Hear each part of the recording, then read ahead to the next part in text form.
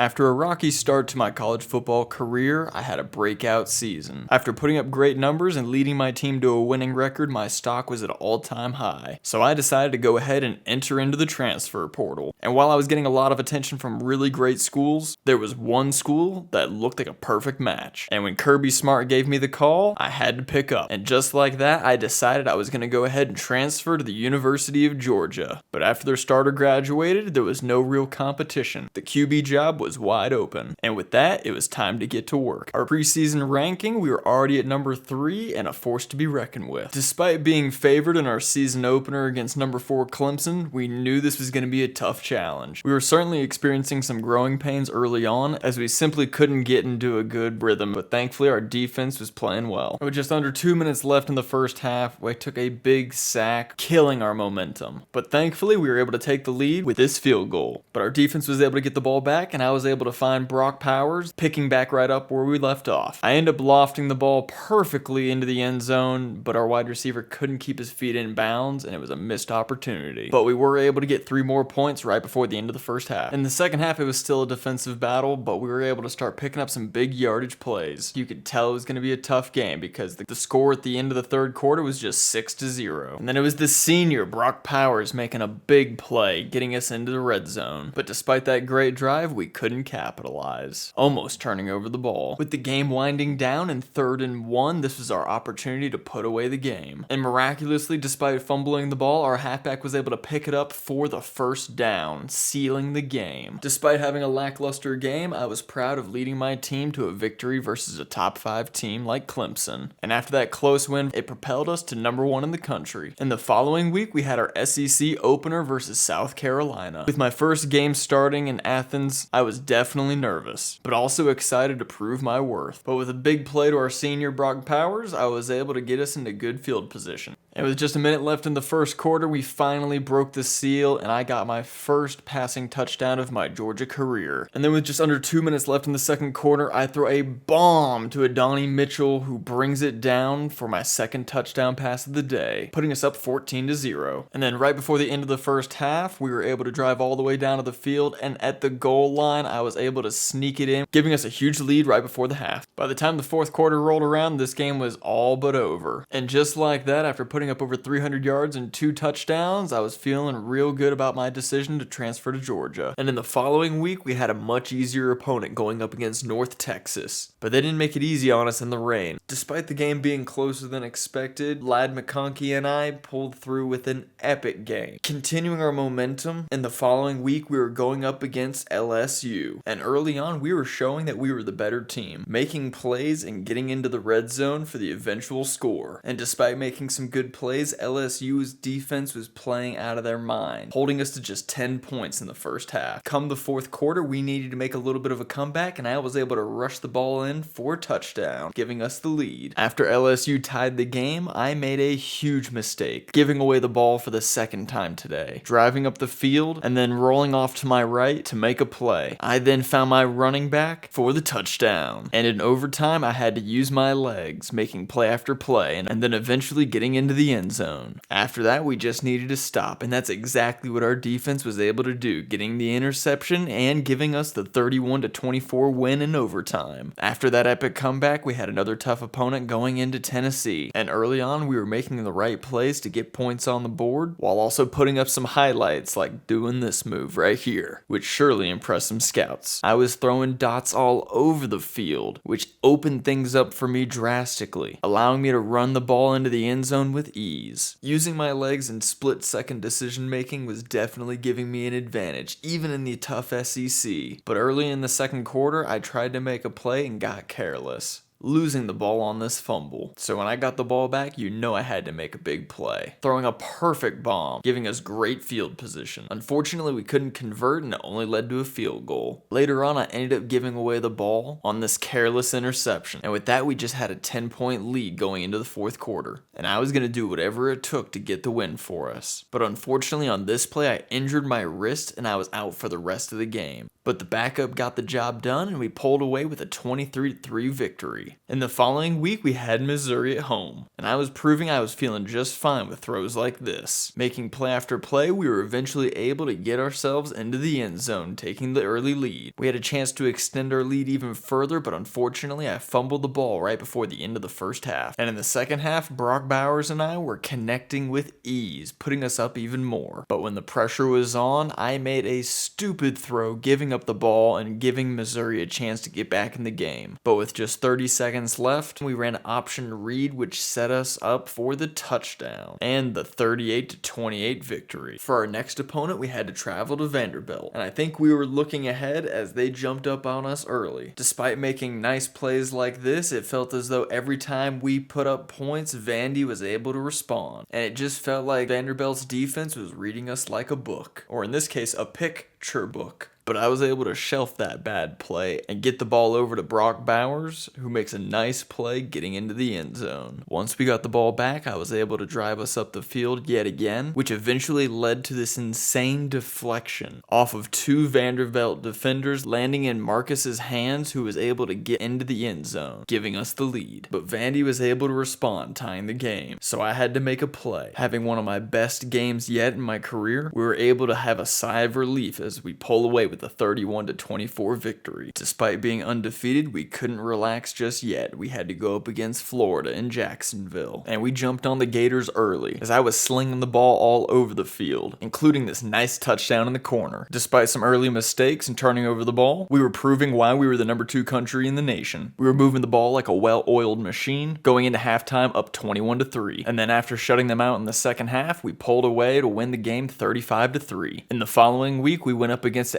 FCS team and dominated like we were supposed to. After that, we had to travel to Auburn to take on the Tigers, and I was starting out hot, going 5 for 5 and running the ball all the way into the end zone, along with our defense proving why they were one of the best in the country. And going into halftime, it looked like we were going to run away with it. But in the third quarter, Auburn fought back. Despite Auburn's best effort in making me turn over the ball, I was able to put up over 500 yards of offense and clinching the victory. Having already punched our ticket to the SEC championship game, all we had to do was finish the season strong to make the playoffs. And then after blowing out the Kentucky Wildcats, things were looking on our side to do just that. In our final regular season game, we had to go up against our bitter rival Georgia Tech, and they were much more prepared than usual, actually putting up a fight against us. In the fourth quarter, it was just a one-possession game until our running back was able to get into the end zone to secure our victory. Being the only team that finished undefeated in the regular season, we were all but assured a playoff spot. But before that, we had to take on the Alabama Crimson Tide. They were bringing the heat early on. Our passing game was on point, but Alabama was bringing the pressure early and often. But I was able to run the ball in right before the end of the first half, putting us up. Despite turning the ball over multiple times near the end of the game, we were able to find ourselves in overtime against the Tide. And thanks to our defense, we were able to kick a field goal for the win, securing us as